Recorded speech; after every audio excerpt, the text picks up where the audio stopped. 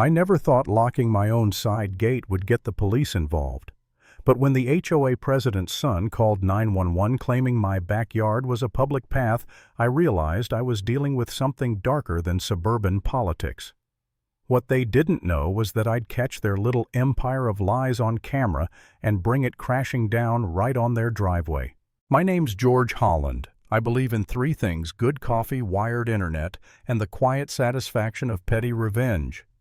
My wife Diane and I had lived in Birch Ridge Meadows for years, the kind of neighborhood where the biggest drama used to be whose trash can rolled into whose driveway. My pride and joy was a brick mailbox I'd built myself, straight, level, perfect. It said, "This man likes order," and that order died one Tuesday night in July. Diane and I were half watching some reality show when the sound hit a sickening crunch of metal and brick. Not a bang, not a thud. It was the sound of something expensive breaking. I pulled the blinds aside and saw my masterpiece reduced to rubble, and a pearl-white Lexus buried in it. Out stepped Tyler Fulmer, 18, backward cap smug, like he thought life owed him a discount. His mom, Karen Fulmer, was the self-appointed queen of our HOA, the kind of woman who carried the bylaws like a Bible and believed she was its author. Her son looked at the wreckage and said, "Your mailbox just jumped out of nowhere." I stared at him, didn't say a word. He kicked a loose brick and muttered something about hazards. My calm voice surprised even me. "Tyler, your mother's car is in my lawn, my mailbox is gone, and that's your first comment." He smirked. "You can't prove it was me." Could have been anyone. I looked up at the cameras around my house, the ones Diane insisted on syncing to the cloud. I almost smiled. "You should call your mom," I said. "You're gonna need her." By morning the Lexus was towed, the debris still steaming in the sun. I thought insurance would handle it. Then the mail came. Among the catalogs and coupons was a crisp envelope stamped Birch Ridge Meadows HOA. I opened it and nearly laughed. A $500 fine.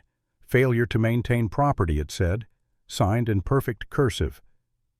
Karen Fulmer, President. So, they fined me for the pile of rubble her son caused. I walked inside, handed the letter to Diane. She read it, sipped her coffee, and said, "Well, that's an escalation." Before I could even curse, a new post popped up on the HOA app written by Karen. Certain homeowners have allowed unsafe structures to endanger residents. No names, but everyone knew who she meant. The comments piled in fake sympathy, real gossip. My quiet life was being rewritten as a cautionary tale. That night I sat staring at my ruined mailbox and wondered, was I the problem? Maybe I should just pay it rebuild, let it go, it's only money. But then I remembered Tyler's grin and Karen's signature at the bottom of that letter, the way they assumed I'd just roll over. No. That's when something hardened in me. If they wanted a fight, I'd give them one documented, time-stamped, and backed up in 4K. Diane joined me in my office, our little command center of monitors and routers. "Let's go to the tape," I said. Exhibit A. The doorbell cam. Headlights impact debris flying. Good, but not enough. Exhibit B. The garage cam. Clear view of Tyler stumbling out, smirking, kicking the bricks. Better. Exhibit C. The birdhouse. My masterpiece. A high-def lens hidden in plain sight. The footage showed Tyler leaning out the window, phone in hand, shouting, "Bro, watch this," before gunning the Lexus into my mailbox. Diane whistled softly. "Oh, Tyler, you beautiful idiot." But evidence alone doesn't fix arrogance. So I rebuilt a temporary flimsy metal mailbox, perfectly compliant, perfectly within code, and waited. It didn't take long. Karen marched over with her two HOA cronies, Bob and Carol, strutting like she owned the street. "George," she boomed, "I see you received our notice.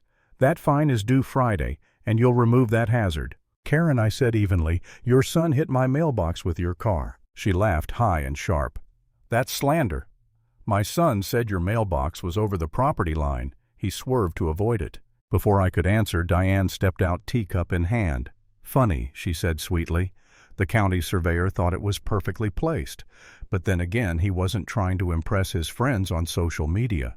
Karen's face went red. "This isn't about my son, it's about your disregard for the rules," she screeched, waving her clipboard. Neighbors peeked through blinds. She loved an audience. She leaned closer, her voice low and venomous. "You have no proof, George. My word carries weight here. Be careful what you do next. People who don't cooperate get audited." Diane sipped her tea. "Audit our birdhouse next." Karen jabbed her pen. "I could issue 10 fines before lunch." I shrugged. "Cool, I collect them." She stormed off, leaving the smell of cheap perfume and power abuse behind. That was her mistake. She thought threats could bury me. She didn't know I was already digging. That night I told Diane my plan. I made sure Mrs. Henderson, our neighborhood gossip, heard me on the phone, saying I had all the footage stored on a hard drive in the garage. Then I forgot to lock the side door. Inside, I set a decoy server, a blinking red light on top. The real evidence was safe in the cloud, but they didn't need to know that. At 1:17 a.m., my phone buzzed. Motion detected. Garage. Through the live feed, we watched Tyler slip inside, black hoodie, flashlight shaking. He found the server and reached for it. That's when I flipped the light. "Looking for something, Tyler." He jumped. I heard a noise." "Yeah," I said. 25 miles per hour into brick makes a lot of noise." He lunged for the server. Diane's voice came from the kitchen door. "Smile, Tyler. You're in 4K. He froze, then panicked.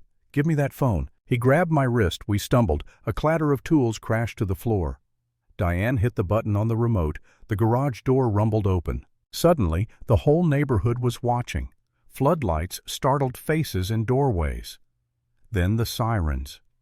2 patrol cars slid up, red and blue, flashing across the perfect lawns of Birch Ridge Meadows. Karen arrived seconds later, hair wild, shouting before she even stopped the car. "Officer, arrest him. That man attacked my son." The cop looked at me. "Sir, what happened?" "Everything you need is right here," I said, handing him my phone. Karen was still screaming about doctored footage and conspiracies when the officer turned the screen toward his partner. "You have any more videos, sir?" he asked. "As a matter of fact, I said they're all in the cloud. Links in your inbox." 5 minutes later, my driveway turned into a movie theater. The officers projected the clips from their tablet onto the side of the cruiser. Neighbors gathered. The first video rolled Tyler grinning, saying, "Bro, watch this." Then the crash. The laughter stopped cold. Karen stepped forward to block the view. The officer held her back. "Sidewalk, ma'am." Then came the garage footage, Tyler breaking in, grabbing for the decoy, me confronting him, the scuffle. The truth was undeniable. Karen's empire cracked right there under the police lights. Carol, her own board member, stepped out of the crowd. "Karen," she said, trembling, "did you know about this?" Karen opened her mouth, but no sound came. Carol turned to the others. "We need an emergency vote, tonight." By morning, Birch Ridge Meadows had a new headline. Karen Fulmer removed as HOA president. The fine was canceled. The apology letter was drafted. When court day came, Tyler sat pale and silent while the judge replayed the videos. "This isn't youthful indiscretion," she said. "It's entitlement." Tyler lost his license for a year, got 200 hours of community service cleaning roads, and had to pay for my mailbox plus post a written apology on the HOA site for a month. I didn't celebrate. Didn't need to. A few weeks later, my new mailbox stood proudly better than before. I even had the county mark the property line with a metal peg, just 1 inch of legal perfection. One afternoon, I caught Karen's shadow behind her curtain watching. I gave a small wave. Not victory, just finality. Then I raised the red flag on the mailbox, the hinge snapping into place with a clean, satisfying thwack. That sound, solid, undeniable, wasn't just a piece of metal moving, it was the sound of order returning. And if I learned anything from all of this, it's simple. Never mistake calm for weakness. Sometimes quiet people are just waiting for the right evidence.